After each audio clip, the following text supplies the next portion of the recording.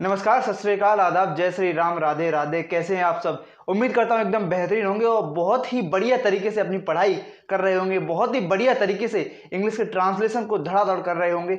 और स्वागत है एक और नई क्लास में, जहां हम एक नई चीज करने जा रहे हैं जो कि है नेगेटिव सेंटेंसेस। अब देखो, जब भी कोई पिक्चर आती है मार्केट में तो क्या होता है?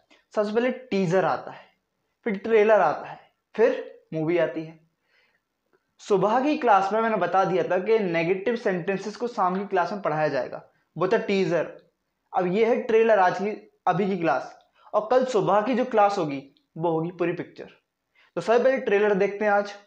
चलो आओ, तो बात करते हैं अब तक हमने क्या क्या कर लिया। हमने टेंस चार्ट कर लिया, स्ट्रक्चर कर लिया, ट्रांसलेशन कर लिया। अरे अरे, ये तो पुरानी बातें, हटाओ इन्हें, पुरानी बातें। नई चीज शुरू करते हैं। अभी तक जो हमने सेंटेंसेस किए उनमें सारी सकारात्मक बातें हुई हैं, मतलब अफर्मेटिव। अफर्मेटिव सेंटेंसेस मतलब सकारात्मक वाक्य। अभी तक हमने केवल सकारात्मक वाक्यों की बात की गई है जिनमें काम को होते हुए दर्शाया जाता है, मतलब उनमें जो जिस काम के बारे में बात हो रही होती है, जो वर्ब, जो मुख्य क्रिया की जा रही होती है, उसको होते हुए या करते हुए दर्शाया जाता है, नहीं करते हुए नहीं दर्शाया जाता। नेगेटिव सेंटेंसेस में यह दर्शाया जाता है वाक्य में कि कोई क्रिया नहीं हो रही है। अभी समझते हैं, दिमाग में प्रेशर मत डालो, बड़े ही आराम से सीख जाओगे, कोई प्रेशर मत डालो। शुरुआत में चीजें समझ में नहीं आती, 2 3 5 मिनट बाद क्लास में सब क्लियर होने लग गया। देखो अब आगे बिना किसी टाइम पास के अपन शुरू करते हैं आज। आ जाओ, आओ कुछ नेगेटिव हो जाए। वो ऐड देखा है ना, आओ कुछ मीठा हो जाए, तो ऐसे ही आओ कुछ नेगेटिव हो जाए। आ जाओ। तो देखो, नेगेटिव में कोई खास काम नहीं करना। अब अभी तक पढ़े होगे, मतलब ज्यादातर लोगों को जिस तरीके से पढ़ाया जाता है कि भाई अफर्मेटिव का ऐसे प्रेजेंट इंडेफिनिट का एग्जांपल ले लो, तो प्रेजेंट इंडेफिनिट का पहले उन्हें अफर्मेटिव सेंटेंस का स्ट्रक्चर लिखवा देंगे, फिर नेगेटिव का स्ट्रक्चर लिखवा देंगे, फिर इंटेरोगेटिव का लिखवा देंगे। एक सेंटेंस के 3 स्ट्रक्चर हो गए, एक सेंटेंस के 3 स्ट्रक्चर। अब भाई ये तो बड़ी दुविधा वाली बात हो गई, कैसे याद करें? लेकिन अपन को कुछ याद नहीं करना। अभी तक अपन ने जो टेबल फॉलो किया, जो चार्ट फॉलो किया है, उसी को याद रखो, कुछ याद मत रखो। और केवल इतनी चीज याद रखो कि नेगेटिव बनाते टाइम इसी चार्ट में, इसी स्ट्रक्चर में हेल्पिंग वर्ब के बाद नोट लगा देंगे। जैसे for example present continuous sentence है, कोई सेंटेंस है जो कि प्रेजेंट कंटिन्यूअस के अंडर में आ रहा है, ठीक है। अब जब उसे ट्रांसलेट करेंगे तो सबसे पहले तो लेंगे सब्जेक्ट, फिर लेंगे इज एम आर में से कोई चीज उस सब्जेक्ट के अकॉर्डिंग। फिर अपन नॉर्मली क्या लेते हैं अफर्मेटिव सेंटेंस में? इज एम आर के बाद मेन वर्ब की आईएनजी फॉर्म। बट अगर सेंटेंस नेगेटिव है तो मेन वर्ब की आईएनजी फॉर्म से पहले और helping verb is am are के बाद नॉट लगा देंगे। अभी देखो, अभी भी कोई दिमाग पर जोर मत डालो, अभी एग्जाम्पल करते हैं, चीजें बड़ी आराम से क्लियर हो जाएंगी, कोई दिक्कत नहीं, आराम समझो। बस एक बार ये पढ़ लो, the only rule for negative sentences। Negative sentences के लिए केवल इकलौता रूल है जो कि याद रखना है। क्या? Use not after helping verb. Helping verb के बाद किसी भी सेंटेंस के स्ट्रक्चर में, जो हम टेबल में से निकाल रहे हैं, स्ट्रक्चर जो हम निकाल रहे हैं खुद से, उस स्ट्रक्चर में अपने माइंड में सेव कर लो कि हेल्पिंग वर्ब के बाद नॉट लगा देंगे बस, और कुछ नहीं करना, हो गया नेगेटिव सेंटेंस, खत्म। अब प्रैक्टिस करते हैं, आ जाओ। आओ नेगेटिव सेंटेंसेस की ओर बढ़ते हैं। एक एग्जांपल, हम ग्वालियर जा रहे हैं। तो सबसे पहले ये बताओ, क्या ये नेगेटिव सेंटेंस है? बताओ बताओ, सोचो, क्या ये नेगेटिव सेंटेंस है? मैंने क्या कहा कि नेगेटिव सेंटेंसेस में जो मुख्य क्रिया है उसे नहीं होते हुए दर्शाया जाता है, लेकिन इसमें हम ग्वालियर जा रहे हैं, इसमें तो काम हो रहा है, वर्ब की जा रही है इसमें, तो भाई वर्ब को करते हैं इसमें, तो हम ग्वालियर जा रहे हैं, ये नेगेटिव नहीं है, ये है अफर्मेटिव। और अभी तक हम अफर्मेटिव ही तो कर रहे हैं, तब से पिछली 2 3 4 क्लासों से हम अफर्मेटिव ही कर रहे हैं, ठीक है। हम ग्वालियर जा रहे हैं। अब कुछ होंगे जो सोच रहे हैं, भैया आप तो कहते नेगेटिव सिखाओगे, अभी आपने नेगेटिव का रूल पढ़ाया, अफर्मेटिव क्यों सिखा रहे हो? इसी अफर्मेटिव को नेगेटिव बनाएंगे अभी अपन, तब चीजें ज्यादा क्लियर होंगी। तो पहले इस अफर्मेटिव को इंग्लिश में ट्रांसलेट करो। हम ग्वालियर जा रहे हैं, पहले सब्जेक्ट ढूंढो, सब्जेक्ट के लिए इससे पूछो कौन। हम ग्वालियर जा रहे हैं, कौन? हम जा रहे हैं, ठीक है, यानी हम सब्जेक्ट हो गया। हम के लिए क्या यूज करते हैं? बी। सब्जेक्ट क्या हो गया? हम के लिए यूज करेंगे वी। अब ये बात तो क्लियर हो गई ना, जा रहे हैं, जा रहे हैं, प्रेजेंट कंटिन्यूअस, रहे हैं, रही हूं, रहे हैं, रहे हो, ये प्रेजेंट कंटिन्यूस, ठीक है। वी, अब सब्जेक्ट के बाद helping verb is am are, is am are. अब बताओ बी के साथ इज लगेगा, एम लगेगा या फिर आर लगेगा? तो एम तो लगता है केवल आई के साथ, इज लगता है सिंगुलर सब्जेक्ट के साथ, और आर लगता है प्लूरल यानी बहुवचन सब्जेक्ट के साथ। अब बी में तो यार एक से ज्यादा लोगों की बात हो रही है, डेफिनेटली एक से ज्यादा लोगों की बात हो रही है, तब बी का यूज कर रहे हैं।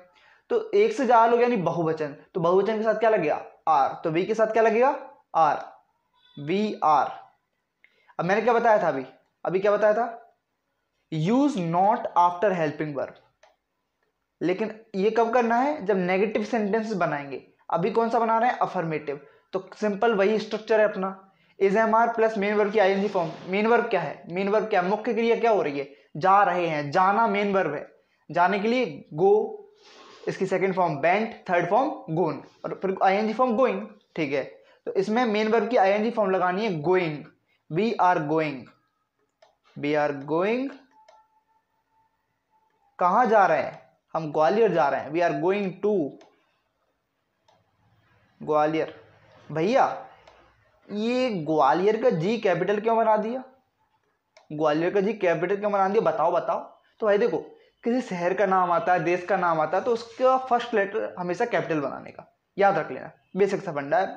अपन को नर्सरी इनमें सिखा दिया जाता है आजकल तो यार, बेसिक था, ठीक है। कोई बात नहीं पता था, कोई बात नहीं, अभी पता चल गया।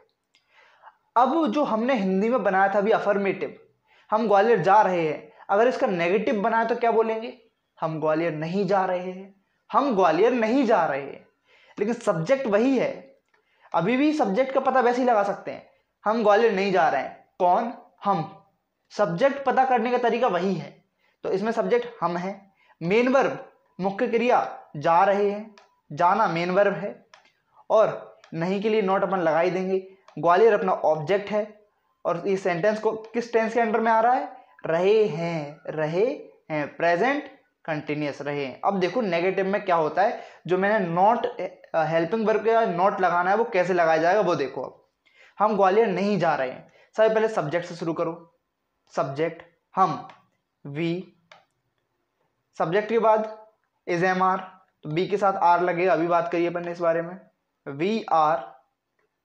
अब पहले अफर्मेटिव में आर के बाद हमने मेन वर्ब की आईएनजी फॉर्म लगा दी, लेकिन आर है हेल्पिंग वर्ब, और मैंने बताया था कि नेगेटिव सेंटेंसेस में हेल्पिंग वर्ब के बाद नॉट लगा देना, क्योंकि ये नहीं जो हिंदी में लिखा हुआ है इसके बदले आप क्या लगाओगे? यहाँ not, we are not, helping verb के बाद नॉट, और हो गया नेगेटिव का ट्रांसलेशन बस।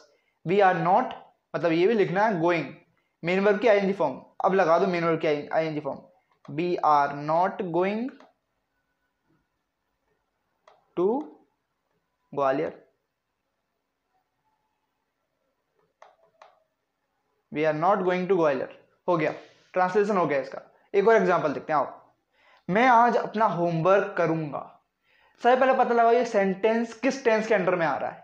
करूंगा एंड काय पे हो रहा है? गा पे, फ्यूचर इंडेफिनिट, फ्यूचर इंडेफिनिट, ये रहा। आ जाओ, मैं आज अपना होमवर्क करूंगा। कौन? मैं। कौन? मैं। सब्जेक्ट क्या है? मैं। सब्जेक्ट पता चल गया, ठीक है। मेन वर्ब क्या है? करूं, करूंगा, करूंगा मैं करना। देखो करूंगा क्या शब्द है? करूंगा मतलब करना।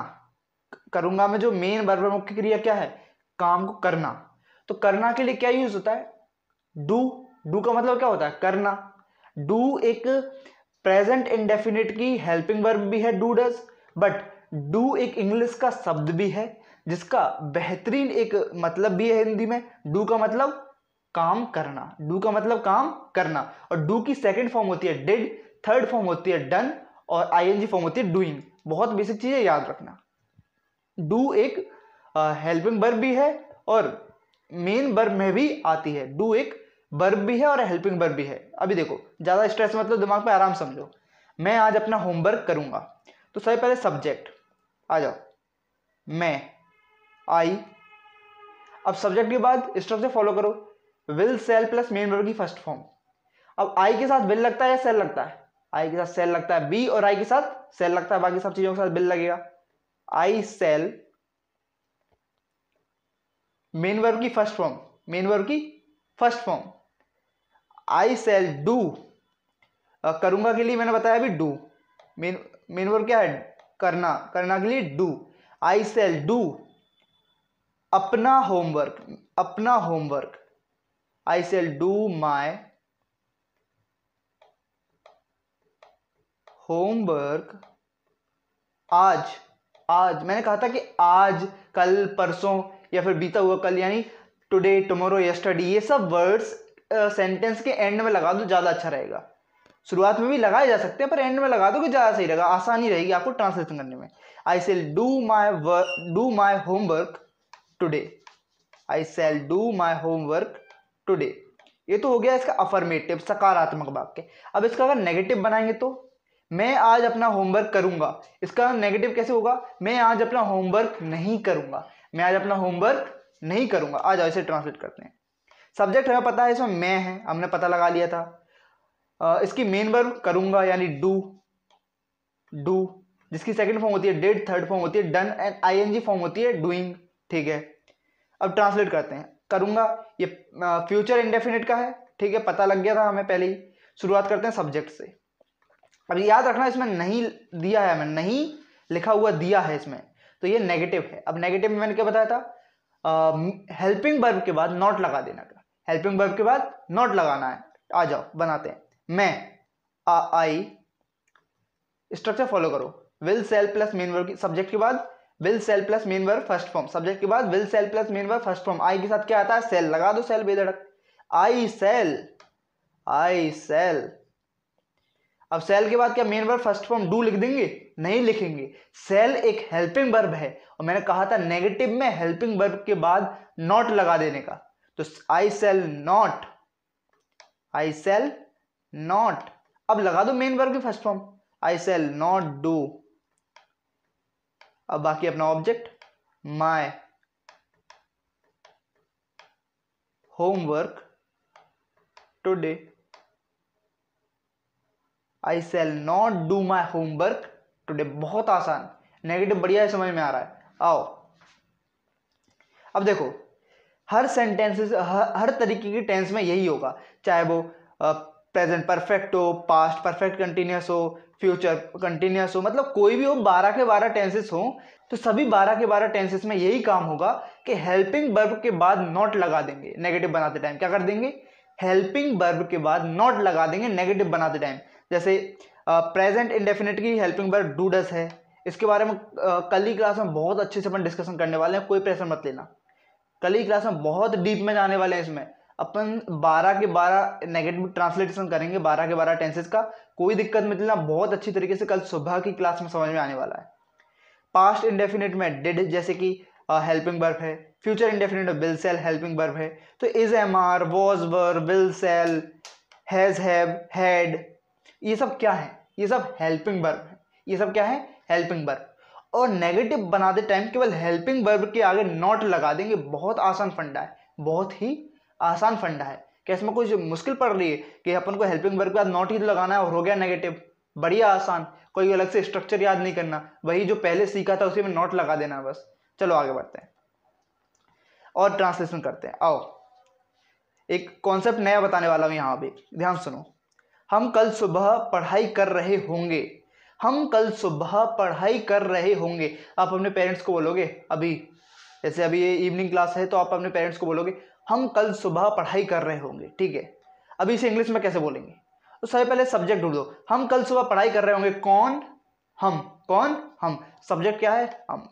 ये सेंटेंस किस टेंस के अंडर में आ रहा है, रहे होंगे, रहे होंगे।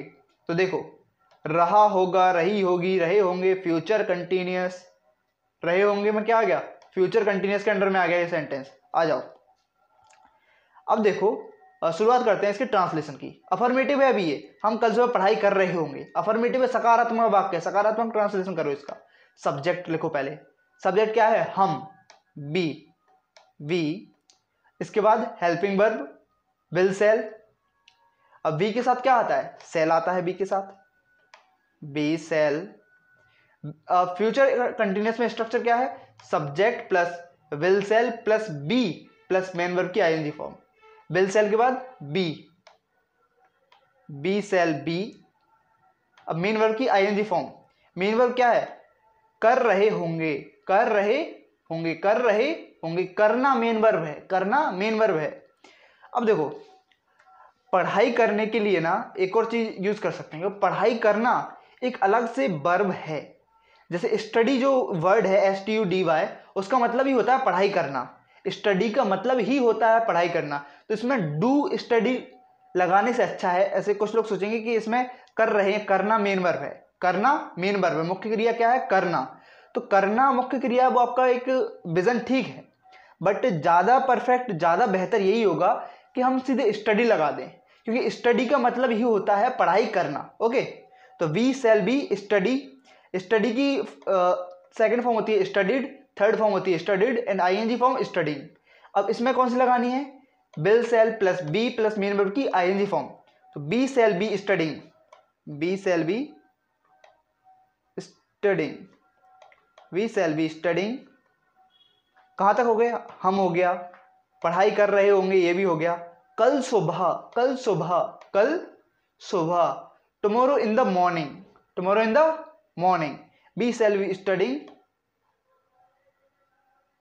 टुमारो इन द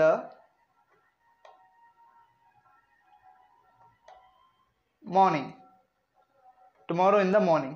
अब यहाँ एक बढ़िया बात बताता हूँ, ये मॉर्निंग मत पढ़ा करो, इसे मॉर्निंग मत पढ़ा करो। जो मॉर्निंग आप बोलते हो MOURN, उसका मतलब होता है शोक। मॉर्निंग का मतलब होता है शोक। अब आप किसी से बोलो गुड मॉर्निंग, गुड मॉर्निंग, तो आप एक तो वो एक तरफ बोल रहे हो गुड, एक तरफ बोल रहे हो मॉर्निंग, जिसका मतलब है शोक। आप बोल रहे हो मॉर्निंग, तो मॉर्निंग का मतलब तो शोक होता है। तो आप किसी से बोल रहे हो अच्छा शोक, गुड का मतलब अच्छा, मॉर्निंग का मतलब शोक, अच्छा शोक, कोई मिक्सचर ही नहीं है। तो मॉर्निंग नहीं बोलते इसे, इसे बोलते हैं मॉर्निंग। ये जो गुड मॉर्निंग अपन बोलते हैं टीचर्स को, पेरेंट्स को गुड मॉर्निंग, तो गुड मॉर्निंग मत बोला करो, good morning, morning, good morning. ये छोटी मोटी बात थी जो मैंने बताई अभी बीच में। अब देखो हम कल सुबह पढ़ाई कर रहे होंगे, we shall be studying tomorrow in the morning, we shall be studying tomorrow in the morning. अब देखो इससे अगर नेगेटिव बनाए तो कैसे बोलेंगे? पहले हिंदी में सोचो, हम कल सुबह पढ़ाई कर रहे होंगे, हिंदी में कैसे बनाएंगे? हम कल सुबह पढ़ाई नहीं कर रहे होंगे, हम कल सुबह पढ़ाई नहीं कर रहे होंगे, नहीं कर रहे होंगे हम कल सुबह पढ़ाई। आ जाओ बनाते हैं इसे, हम कल सुबह पढ़ाई नहीं कर रहे होंगे। सब्जेक्ट हमारा वही है, हम हमारी जो मेन वर्ब है, मुख्य क्रिया पढ़ाई करना वही है, लेकिन बीच में ये नहीं आ गया, ये बीच में नहीं कबाब में हड्डी की तरह आ गया। तो इस हड्डी के लिए हम क्या यूज करेंगे? नॉट। कब यूज करेंगे? हेल्पिंग वर्ब के बाद। ये सेंटेंस कौन सा था? रहे होंगे, फ्यूचर कंटिन्यूअस। इसमें हेल्पिंग वर्ब क्या थी? विल शैल। तो विल शैल के बाद अपन नोट लगा देंगे। अब यहां मैंने ये वाला एग्जांपल क्यों लिया फ्यूचर इंडेफिनिट का, फ्यूचर कंटिन्यूअस का? कुछ लोग क्या करते हैं, शैल बी, इस शैल, अब स्ट्रक्चर में क्या है? विल शैल प्लस बी, तो कुछ लोग बी के बाद नोट लगा देते हैं, बी के बाद यहां नोट लगा देते हैं नेगेटिव में। तो भाई बी हेल्पिंग वर्ब में नहीं आता, आपका बी स्ट्रक्चर में आ रहा है, लेकिन हेल्पिंग वर्ब केवल शैल है। हेल्पिंग वर्ब क्या है? शैल। तो केवल शैल के बाद नोट लगा देना है ऐसे, और अपन डीप में कल समझेंगे। अभी इतना याद रखो कि बी के बाद नोट नहीं लगाना, क्यों? बी हेल्पिंग वर्ब नहीं है, बी आपके स्ट्रक्चर में आई है, लेकिन हेल्पिंग वर्ब केवल शैल और बिल है। तो अगर बिल होगा तो बिल के बाद नोट लगा देंगे, सेल होगा तो सेल के बाद नोट लगा देंगे। तो इसका नेगेटिव क्या बनेगा? बी सेल, सेल के बाद ही नोट लगा दो, क्यों? मैंने बताया हेल्पिंग वर्ब क्या है? सेल। बी के बाद नोट नहीं लगाना, सेल के बाद नोट लगाना है। We shall not be studying. अब सारा वही है, studying tomorrow in the morning, ठीक है, सारा वही है। कॉन्सेप्ट क्या सिखाया मैंने कि जो भी अपनी हेल्पिंग वर्ब है तो केवल वो बिल सेल यही हेल्पिंग वर्ब है, बी अपनी हेल्पिंग वर्ब नहीं है। बी स्ट्रक्चर में तो है बट हेल्पिंग वर्ब नहीं है, हेल्पिंग वर्ब केवल विल सेल है। हेल्पिंग वर्ब केवल, अगर प्रेजेंट परफेक्ट की बात करें तो हैज हैव हेल्पिंग वर्ब है। अब प्रेजेंट परफेक्ट कंटीन्यूअस की बात करें तो हैज हैव प्लस बीन। अब कुछ लोग बिन के बाद लगा देते हैं नॉट, लेकिन हेल्पिंग वर्ब तो केवल हैज हैव है भाई। BEEN बिन आपके स्ट्रक्चर में तो है बट वो आपकी हेल्पिंग वर्ब नहीं है।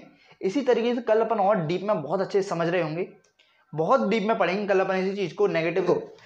मैंने कल ही बताया था कि कुछ नहीं करना, बस जहां भी अपन को हेल्पिंग वर्ब दिख जाए, is, am, are, was, were, will, shall, has, have, had, do, does, did, helping verb जहां भी दिख जाए वहां हेल्पिंग वर्ब के बाद नॉट लगा देना, हो गया आपका सेंटेंस नेगेटिव।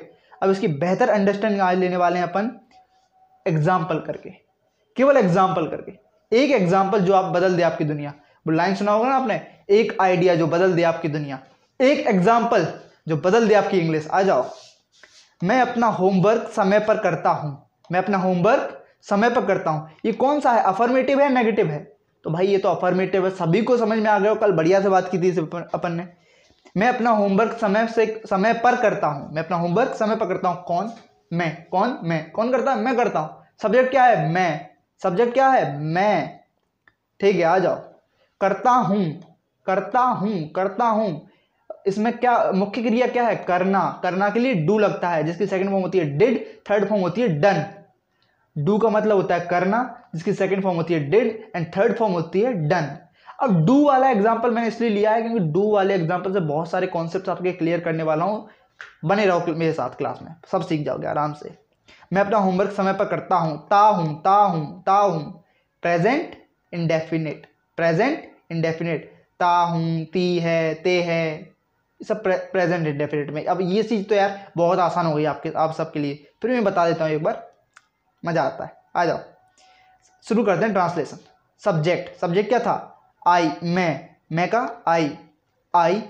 अब सब्जेक्ट के बाद अगर सिंगुलर सब्जेक्ट है तो main verb first form plus S या ई एस। अगर प्लूरल सब्जेक्ट है तो मेन वर्ब फर्स्ट फॉर्म बस, और उसके बाद object. Subject plus main verb first form plus object. अब मैंने बताया था आई के लिए हमेशा प्रेजेंट इंडेफिनिट में, प्रेजेंट इंडेफिनिट की बात कर रहा हूं, प्रेजेंट इंडेफिनिट में आई के लिए प्लूरल वाला स्ट्रक्चर फॉलो करना है। आई के लिए प्लूरल वाला स्ट्रक्चर फॉलो करना है, ये आई का विशेष गुण है। आई के इस विशेष गुण को अपनी रगों में बढ़िया आराम से फिट कर लेना, सेव कर लो बिल्कुल। आई की इस क्वालिटी को अपनी रगों में, अपनी आर्टरी, अपनी वेन्स में बिल्कुल बिठा लो कि हाँ आई के साथ प्रेजेंट इंडेफिनिट में हमें क्या यूज करना है? Plural structure. आ जाओ। सब्जेक्ट प्लूरल स्ट्रक्चर क्या था? Subject plus main verb first form plus object. आ जाओ। मेन वर्ब फर्स्ट फॉर्म क्या है? मेन वर्ब क्या है? करना। मुख्य क्रिया क्या है? करना। करता हूं की मुख्य क्रिया करना, डू। तो आई डू, क्या करता हूं? ऑब्जेक्ट क्या है? अपना homework. I do my homework समय पर, ये भूल मत जाना, मैं अपना होमवर्क समय पर करता हूं। आई डू माय होमवर्क समय पर, on time. I do my homework on time, I do my homework on time. आ जाओ, 3 बार बोलो इसे। जो लोग टाइम से होमवर्क करके सेंड करते हैं ना, वो ऐसे अपना सीना चौड़ा करके 3 बार बोलो, आई do my homework on time, I do my homework on time, I do my homework on time. बोलो, हाँ सच में बोलो, आई do my homework on time. करते हो ना आप? बोलो, सच में बोलो। हाँ आ जाओ। अब इसका बनाते हैं नेगेटिव। मैं अपना होमवर्क समय पर करता हूं, अगर इसका नेगेटिव होगा तो मैं अपना होमवर्क समय पर नहीं करता हूं, मैं अपना होमवर्क समय पर नहीं करता हूं। तो सबसे पहले जो नहीं करते हैं ना, वो अब बोलो 3 बार बोलो, बड़ी ऐसी छाती चौड़ी करके बोलो, मैं अपना होमवर्क समय पर नहीं करता हूं, मैं अपना होमवर्क समय पर नहीं करता हूं। बोलो ना, चिल्लाओ ना घर में, मैं अपना होमवर्क समय पर नहीं करता हूं। आ जाओ, ट्रांसलेशन करते हैं। सब्जेक्ट हमें पता है, मैं, अभी हमने जाना। सवाल करो इससे, मैं अपना होमवर्क समय पर करता हूं, कौन? मैं। सब्जेक्ट क्या हो गया? मैं। ता हूं, प्रेजेंट इंडेफिनिट, बहुत क्लियर है। आ जाओ, शुरुआत करते हैं ट्रांसलेशन की। लेकिन इसमें दिया नहीं करता हूं, तो ये नेगेटिव तो हो गया, नहीं के लिए लग जाएगा नॉट, नेगेटिव तो ये हो गया भाई। आ जाओ, प्रेजेंट इंडेफिनिट। सब्जेक्ट, सब्जेक्ट क्या है? मैं, आई। अब देखो, अब इसमें एक बहुत ध्यान देने योग्य बात कि मैंने अभी तक ये जो प्रेजेंट इंडेफिनिट की टेबल आप देखोगे तो इसमें ऊपर डू डज लिखा है, लेकिन अभी तक मैंने इसके बारे में कभी बात नहीं की। डू डज के बारे में अभी तक मैंने कभी बात नहीं की, क्योंकि प्रेजेंट इंडेफिनिट में अफर्मेटिव सेंटेंसेस में उसकी जो हेल्पिंग वर्ब डू डज है उसका इस्तेमाल ही नहीं होता, इसलिए मैंने वहां उसकी बात नहीं की। बट नेगेटिव सेंटेंसेस में और इंटेरोगेटिव सेंटेंसेस में प्रेजेंट इंडेफिनिट की हेल्पिंग वर्ब डू डज का यूज होता है, डू डज का यूज होता है। तो देखो, अब नेगेटिव सेंटेंस है तो यहां पे स्ट्रक्चर क्या होता है? सिंपल स्ट्रक्चर होता है। प्लूरल, अपने आई ले रहे हैं प्लूरल सब्जेक्ट के लिए, तो plural subject plus main verb first form से पहले डाल दो यहाँ do, main verb first form से पहले डाल दो डू। प्लूरल सब्जेक्ट की बात कर रहा हूं कि डू डज दो हेल्पिंग वर्ब है हमारे पास। अब डू कब यूज होती है, डज कब यूज होती है। अगर सब्जेक्ट प्लूरल है तो डू यूज होगी, अगर सब्जेक्ट सिंगुलर एक वचन है तो डज यूज होगी। सब्जेक्ट अगर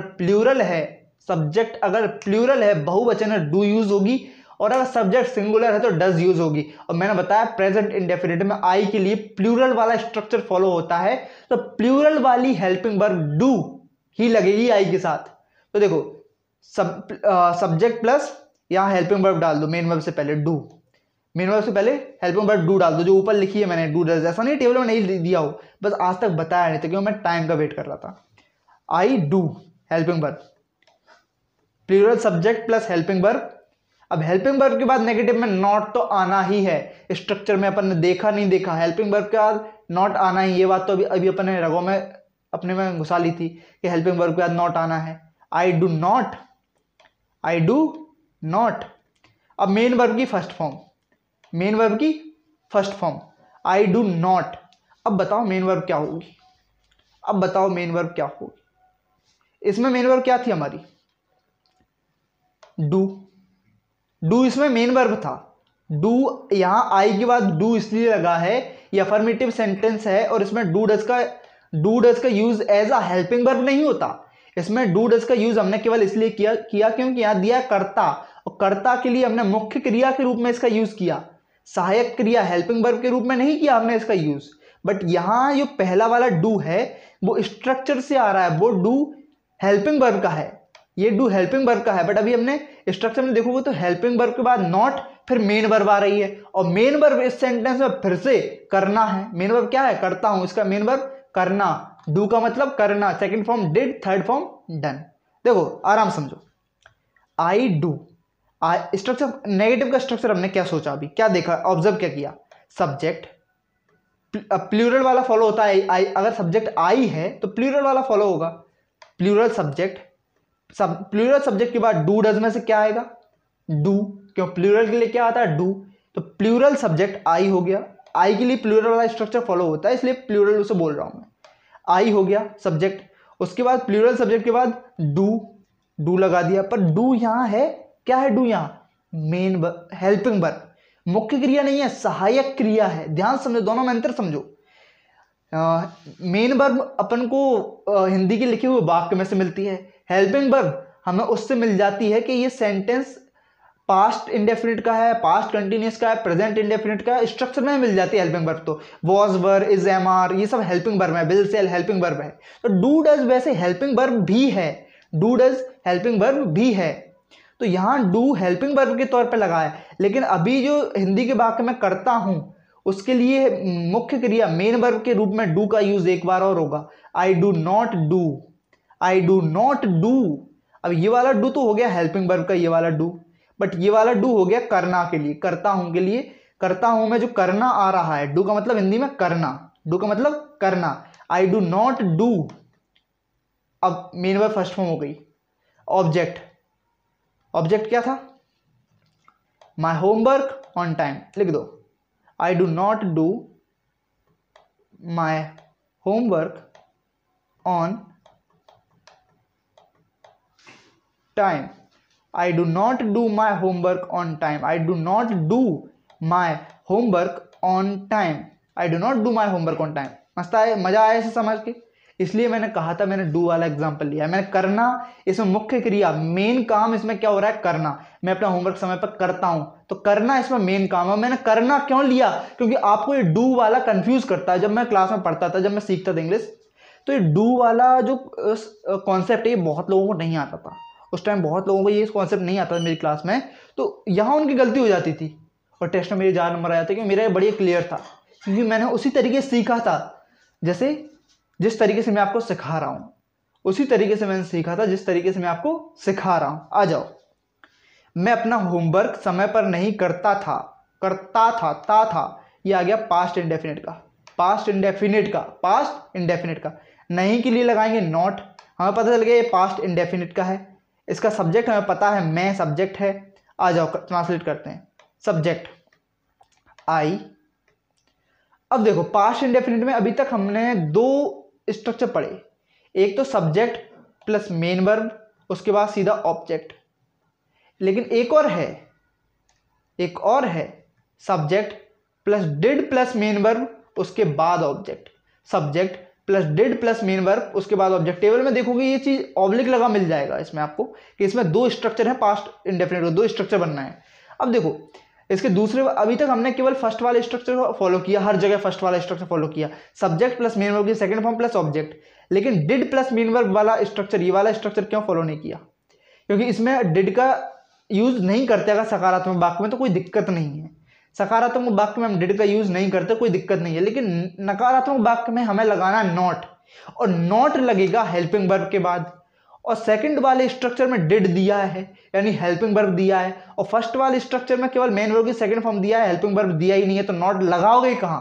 तो मजबूरी में नेगेटिव सेंटेंसेस में और इंटेरोगेटिव सेंटेंसेस में आपको पास्ट इंडेफिनिट का कौन सा स्ट्रक्चर फॉलो करना पड़ेगा?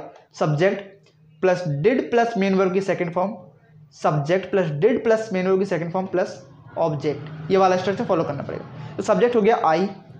अब आई डिड, इसमें एक ही है, इसमें प्लूरल हो सिंगुलर हो सबके साथ डिड लगता है। आई डिड, डिड क्या है? हेल्पिंग वर्ब, हेल्पिंग वर्ब के बाद नॉट, हेल्पिंग वर्ब के बाद not, I did not. Main verb first form, main verb क्या है? करता, करता, करना, do, do he main verb है, डू यानी करना। I did not do, I did not do. Object my homework, मैं अपना होमवर्क, तो I did not do my homework समय पर, on time. I did not do my homework on time, I did not do my homework on time. बहुत अच्छे समझ में आया, आगे चलते। मैं अपना होमवर्क समय पर नहीं करूंगा, बहुत सिंपल है, बहुत ही सिंपल। मतलब 2 मिनट में जो मैगी बनाने का काम होता है ना, उससे भी ज़्यादा सिंपल है। आओ कैसे?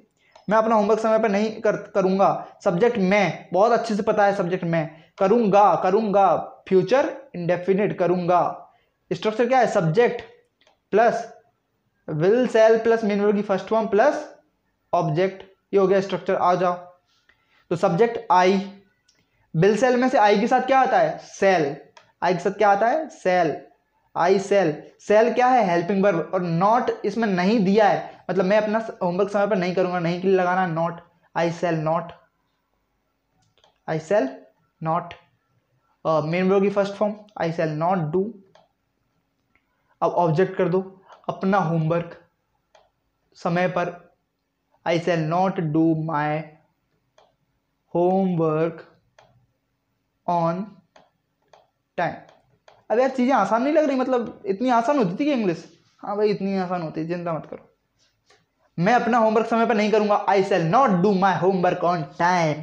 ऐसे होते हैं बच्चे कई, उन्हें कितना भी समझा लो, कितना भी कह दो भाई गलतियां सुधरेंगी, गलतियां सुधरेंगी, लेकिन बहुत बढ़िया ऐसे मन बटा के बैठे होते हैं। I shall not do my homework on time, I shall not do my homework on time. मैं करूंगा ही नहीं साला, मैं तो करूंगा ही नहीं।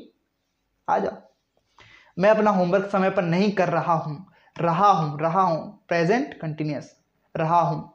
सब्जेक्ट मैं, हमें सब कुछ पता है, सब्जेक्ट पता है, मेन वर्ब पता है, कर रहा हूं तो करना मेन वर्ब है, नहीं दिया है तो हेल्पिंग वर्ब का नॉट लगाएंगे, नेगेटिव सेंटेंस है तो। आ जाओ, आई सब्जेक्ट लगाया अपन ने, आई, इसके बाद इज एम आर, तो आई के साथ एम लगता है, हमेशा याद रखना, आई के साथ एम लगता है और किसी चीज के साथ एम नहीं लगता। एम तो अकेला आई के साथ लगता है, एम की जोड़ी केवल आई के साथ बनाने का, आई एम। अब इसमें अफर्मेटिव में एम के बाद क्या आता? मेन वर्ब की आईएनजी फॉर्म, बट हम नेगेटिव बना रहे हैं और एम क्या है? हेल्पिंग वर्ब, तो एम के बाद लगा दो not, I am not. Helping verb के बाद नॉट क्योंकि नेगेटिव है, I am not. Main verb की आईएनजी फॉर्म, मेन वर्ब क्या है? डू, मेन वर्ब क्या है? डू। अच्छे से समझा, लास्ट 3-4 सेंटेंस में अच्छे से समझ लिया कि डू क्यों है। I am not do, do की ING form doing, I am not doing. अब बाकी पूरा मिर्च मसाला डाल दो, I am not doing my homework on time. अरे भैया ये तो बहुत आसान था, मैं अपना होमवर्क समय पर नहीं कर रहा हूं, I am not doing my homework on time.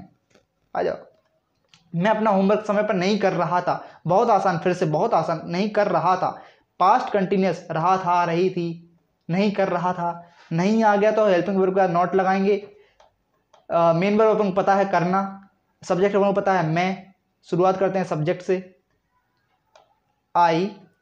इसमें देखो was verb plus main verb की आईएनजी फॉर्म, तो आई के साथ वॉज लगेगा, वर्ब लगेगा, आई के साथ वॉज लगेगा भाई, आई वॉज, वर्ब लगेगा सारी प्लूरल चीज़ों के साथ, वर्ब लगेगा सारी प्लूरल चीज़ों के साथ, आई वॉज। अब वॉज क्या है? Helping verb. हेल्पिंग वर्ब के बाद नॉट, क्योंकि नेगेटिव सेंटेंस है, आई वॉज नॉट।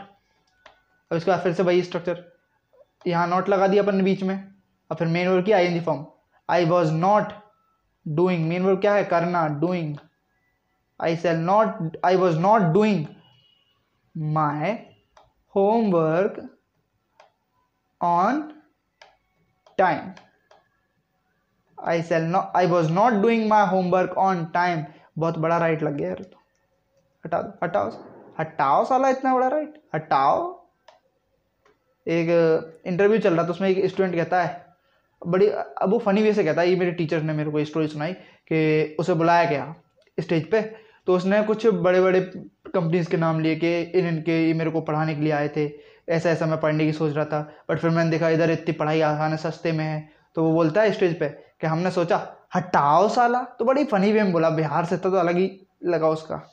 तो इस तरीके की स्टोरीज हमें सुनाते रहते हैं, तो कोशिश किया करो कि ऐसी स्टोरीज को हमेशा अपने माइंड में रखा करो।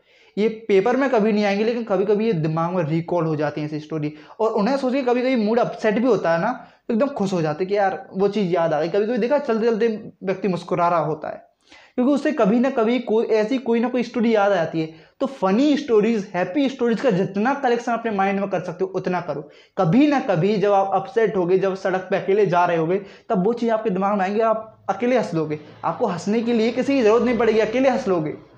भैया अकेले हंसेंगे लोग पागल समझेंगे, नहीं भाई, अकेले हंसोगे तो लोग समझेंगे बंदा खुश है। आ जाओ, मैं अपना होमवर्क समय पर नहीं कर रहा था, I was not doing my homework on time. आ जाओ, मैं अपना होमवर्क समय पर नहीं कर रहा होऊंगा, होऊंगा। अब देखो फ्यूचर कंटिन्यूअस में हमने देखा था रहा होगा, रही होगी, तो रहा होगा एक तरह से होऊंगा और रहा होगा का मतलब एक ही है। होऊंगा और रहा होगा एक ही बात है भाई, रहा होऊंगा और रहा होगा एक ही बात। सब्जेक्ट को पता है मैं, आ जाओ शुरू कर रहे हैं। Subject I, will shall plus be plus main verb की आईएनजी फॉर्म स्ट्रक्चर में दिया हुआ है हमें टेबल में, आई के साथ सेल।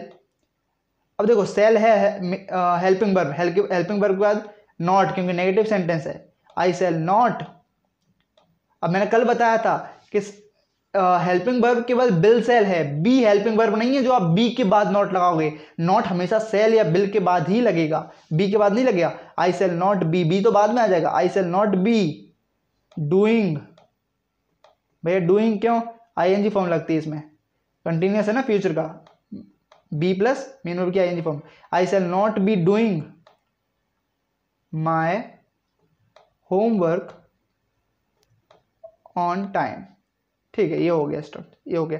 मैं अपना होमवर्क समय पर नहीं कर रहा होऊंगा, I shall not be doing my homework on time. आ जाओ, मैं अपना होमवर्क समय पर, मैंने अपना होमवर्क समय पर नहीं किया है, मैंने अपना होमवर्क समय पर नहीं किया है। अब देखो यहाँ पे समझ में तो आ रहा है कि मैं, मेरे बारे में बात कर रहे हैं, सब्जेक्ट मैं ही हूँ, बट मैं पहले हमारा आ रहा था कि मैं अपना होमवर्क समय पर, सभी की शुरुआत मैं अपना होमवर्क से हो रही थी, लेकिन इसमें मैंने क्यों आ गया, मैंने क्यों आ गया? तो बात एक ही है, ऐसी चीज़ों से कंफ्यूज नहीं हो जाना, बात एक ही है, अर्थ तो एक ही निकल रहा है ना, हिंदी में उसका मीनिंग तो एक ही निकल रहा है ना, कि मैं अपना होमवर्क समय पर नहीं कर रहा हूँ या फिर मैंने अपना होमवर्क समय पर नहीं किया है। तो शुरुआत में मैंने और मैं एक ही बात है भाई, आई ही आएगा, इसका सब्जेक्ट आई ही आएगा, इसका सब्जेक्ट आई ही आएगा। सही, पहले देखो ये सेंटेंस किस टेंस के अंडर में आ रहा है? किया है। तो देखो प्रेजेंट परफेक्ट, चुका है, चुकी है, लिया है, दिया है, तो लिया, दिया और किया है एक ही बात हो गई। किया है भी उसी में आ गया, लिया है, दिया जरूर थोड़ी जो टेबल में लिखा है वही आप कर पाओगे। टेबल एक आइडिया लेने के लिए है। एट द एंड आपको चीज़ें खुद समझनी होंगी, एट द एंड आपको चीज़ें खुद समझनी होंगी। जब तक एक किसी नोट्स पर निर्भर रहोगे, किसी लैंग्वेज को सीखने के लिए किसी नोट्स पर निर्भर रहोगे तो लैंग्वेज नहीं आएगी। अपनी थॉट प्रोसेस जनरेट करो कि भैया हम कैसे सोचेंगे। देखो मैं जैसे आपको सोच के बता रहा हूँ, एग्जाम्पल कर रहा हूँ, तो जब आप कभी ट्रांसलेट करो ना तो ये मत सोचना है हम कैसे सोचेंगे, भैया ने तो ऐसे सोच लिया था, हम कैसे सोचेंगे। ये मत सोचो, ये सोचो कि अरे इनने सोचा इस तरीके से हम भी सोच सकते हैं, ऐसे भी तो सोचा जा सकता है। इस ऐसी थॉट प्रोसेस बनाओ अपनी। तो देखो सब्जेक्ट क्या था, मैं आई, मैंने के लिए अपने आई लगा दिया, आई। अब देखो हैज़ है प्लस मेन वर्ब की थर्ड फॉर्म, आई के साथ लगता है हैव, आई के साथ हमेशा हैव लगता है, बाकी सारे सिंगुलर सब्जेक्ट के साथ हैज़ लगता है, लेकिन आई इकलौता सिंगुलर सब्जेक्ट है जिसके साथ हैव लगा देते हैं, जिसके साथ हैव ही लगना है। याद रखना, ये चीज़ याद रखने वाली चीज़ है। आई हैव, अब हैव है हेल्पिंग वर्ब, हैव क्या है, हेल्पिंग वर्ब, मैंने बताया था हैज़ हैव दोनों ही हेल्पिंग वर्ब हैं, तो हेल्पिंग वर्ब क्या नॉट लगा देंगे, नेगेटिव सेंटेंस है, आई हैव नॉट। अब मेन वर्ब की third form I have not, अब मेन वर्ब क्या है, किया, किया के लिए करना, डू, वही मेन वर्ब है, do. Second form did, third form done, perfect में लगती है थर्ड फॉर्म, लगा दो done. I have not done, object लगा दो अब बाद में, my homework on time, I have not done my homework on time. आ जाओ, मैंने अपना होमवर्क समय पर नहीं किया था, वही का वही आ गया यार, बस पास्ट परफेक्ट में चला गया, ये सब कुछ वही है, पास्ट परफेक्ट में आ गया। मैंने के लिए लगा दो आई, सब स्ट्रक्चर में देखो सब्जेक्ट आई, मैंने के लिए आई लगा दिया, हैड प्लस मेन वर्ब की थर्ड फॉर्म आई हैड। अब देखो नेगेटिव सेंटेंस है क्योंकि उसमें नहीं दिया है, नेगेटिव सेंटेंस है, तो हेल्पिंग वर्ब के बाद नॉट, आई हैड नॉट। फिर main verb third form, main verb क्या है, किया, किया के लिए वही करना, डू, मेन वर्ब है, do did done, third form done, I had not done, I had not done. अब ऑब्जेक्ट लगा दो, माई होमवर्क ऑन टाइम। यार मेरी राइटिंग मत जाना, समझ लो, बस समझा रहा हूँ, राइटिंग मत जाना। हाँ, राइटिंग के नंबर स्कूल में मिलते होंगे, बाद में कभी नहीं मिलते, ठीक है। अभी सुधारो, तुम लोग स्कूल में हो तो सुधारो, अगर निकल गए तो ठीक है, कैसे भी चलाओ, कोई दिक्कत नहीं। मैंने अपना होमवर्क समय पर नहीं किया था, I had not done my homework on time. आ जाओ अगला देखते हैं, मैं अपना होमवर्क समय पर नहीं कर चुका होऊंगा, चुका होऊंगा, तो ये कौन सा है, फ्यूचर परफेक्ट।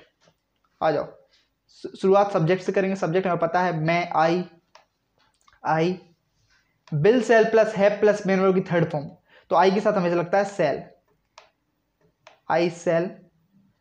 अब भैया यहाँ पे सेल के बाद ही नॉट लगा दें, क्योंकि नेगेटिव सेंटेंस है, हेल्पिंग वर्ब के साथ नॉट लगाएंगे, सेल के बाद ही नॉट लगा दें, या फिर स्ट्रक्चर में बिल सेल प्लस हैव आ रहा है तो हैव के बाद नॉट लगाएं।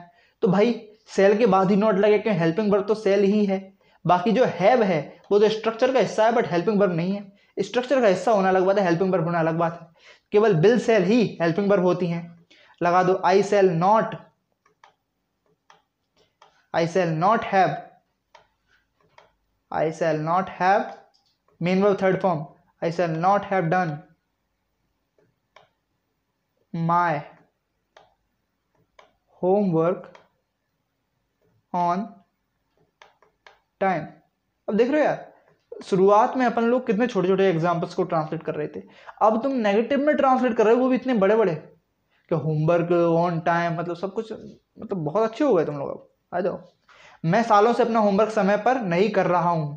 देखो एंडिंग तो हो रही है रहा हूं पर, मतलब प्रेजेंट का है, लेकिन प्रेजेंट का कौन सा है, रहा हूं, तो रहा हूं की एंडिंग से हम क्या समझते हैं, या तो कंटिन्यूस का होगा या परफेक्ट कंटिन्यूस का होगा, लेकिन इसमें टाइम ड्यूरेशन दिया है सालों से, यानी एक टाइम ड्यूरेशन दिया है, टाइम गैप दिया है, तो किसका होगा ये, प्रेजेंट परफेक्ट कंटिन्यूस का। मैं सालों से अपना होमवर्क समय पर नहीं कर रहा हूं। तो चलो ट्रांसलेट शुरू करते हैं। सब्जेक्ट मैं, अब यहां आ जाओ टेबल में, I subject plus has have plus been plus main verb की ING form plus since for, या फिर और उसके बाद टाइम। तो देखो देखो आई, इसके बाद हैज हैव, तो आई के साथ हैज लगता है, हैव लगता है, आई के साथ लगता है हैव, आई के साथ हैव लगता है, बताया था मैंने, आई हैव। अब नॉट, नहीं कर रहा हूं, तो नहीं के लिए जो नॉट लगना है वो किसके बाद लगेगा, हैज हैव के बाद लगता है, क्योंकि हेल्पिंग वर्ब केवल हैज हैव है, बाकी तो स्ट्रक्चर का हिस्सा है। तो आई हैव नॉट बिन, भैया बिन कहां से लिया है, तो यार चार्ट में देखो ना स्ट्रक्चर लिखा हुआ है, आई हैज हैव प्लस बिन, तो हैज हैव के बाद यहाँ पर नॉट भी लगा दिया, उसके बाद तो वही फॉलो होगा ना, I have not been main verb की ING form doing, main verb क्या है अपनी डू, उसकी आईएनजी फॉर्म क्या है doing. I have not been doing, I have not been doing. अब यहां पर अपनी जो मेन वर्ब है डूइंग, उसके बाद में ये लगा दो क्या नहीं कर रहे, क्या नहीं कर रहे, ऑब्जेक्ट को यहां पहले लगा दो। अब ये चीज मैं पहली बार बता रहा हूं, अभी तक मैं सिंस फॉर पहले लगा देता था, लेकिन अब ऑब्जेक्ट को पहले लगा दो, इससे प्रॉपर सेंस बनेगा। डूइंग एक वर्ब है, एक क्रिया है, मुख्य क्रिया है, अपनी मेन वर्ब है, तो मेन वर्ब के बाद क्या किया जा रहा है, कर तो रहा है बट क्या कर रहा है वो मेन वर्ब के बाद ही लगा दो। तो डूइंग के बाद लगा दो my homework, I have not been doing my homework on time, पूरा फिनिश कर दो आप, ऑन टाइम। अब सालों के लिए क्या लगाएंगे, सालों मतलब एक टाइम ड्यूरेशन है, तो टाइम ड्यूरेशन के लिए for, I have not been doing my homework on time for years, सालों के लिए लगा दो ईयर्स, मैं सालों से अपना होमवर्क समय पर नहीं कर रहा हूं। I have not been doing my homework on time for years, I am not doing my homework on time for years. आ जाओ, मैं सालों से अपना होमवर्क समय पर नहीं कर रहा था, कुछ नहीं बदला, बस सेंटेंस बदल गया, पास्ट परफेक्ट कंटिन्यूअस हो गया, पहले प्रेजेंट परफेक्ट कंटिन्यूअस था, अब हो गया पास्ट परफेक्ट कंटिन्यूअस। आई सब वही है, subject I, helping verb had, I had, negative है तो लगा दो not, I had not been, I have not been. Main verb की ING form doing, main verb के बाद मुख्य क्रिया तो वही करना, लेकिन क्या कर रहा है वो भी लगा दो, I have not been doing my homework, ये HW यानी होमवर्क, ठीक है ना, अरे भाई एच बन जा, homework on time for years.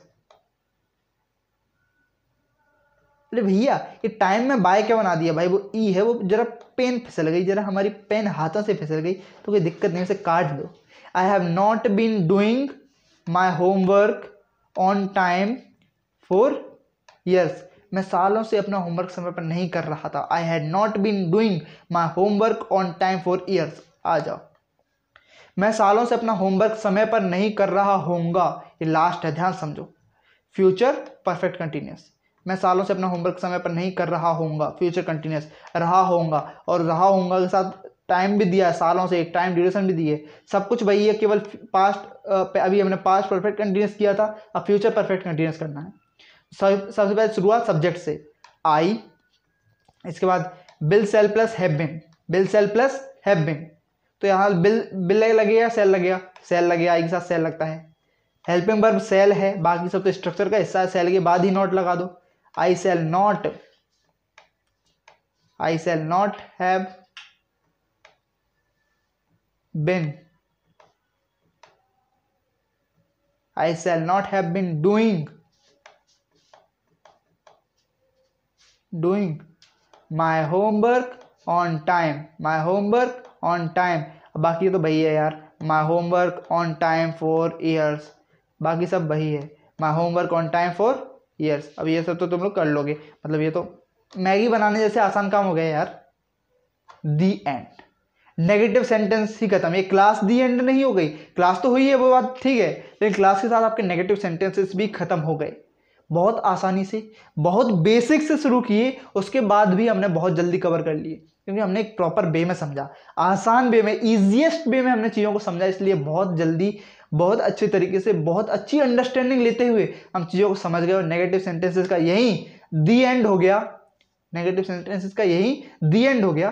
भैया इसे दी एंड क्यों बोल रहे हो, हम तो दा एंड बोलते हैं, कुछ लोग इसे दा पढ़ते हैं ना, तो इसे दा कब बोलते हैं और दी कब बोलते हैं, ये लेसन आपके जो स्पीकिंग वाला वीक होगा ना इस कोर्स में, उसमें बताएंगे इसे दा कब बोलते हैं, दी कब बोलते हैं, बहुत सी चीज़ें जानने मिलेंगी भाई इस कोर्स में। आज के लिए इतना ही, अपना ध्यान रखो, हंसते रहो, इसी तरीके से हंसते हंसते अपना पढ़ाई करते रहो। अभी दिन के लिए कोई होमवर्क नहीं है, क्योंकि इन्हीं चीज़ों को एक बार रिवाइज करना, ये जो अभी की क्लास में जो मैंने बताया उन्हीं चीज़ों को एक बार रिवाइज करना, एक बार याद रखने की कोशिश करना अपने माइंड में। ठीक है भाई, आज के लिए इतना ही, मिलते हैं अगली क्लास में, धन्यवाद।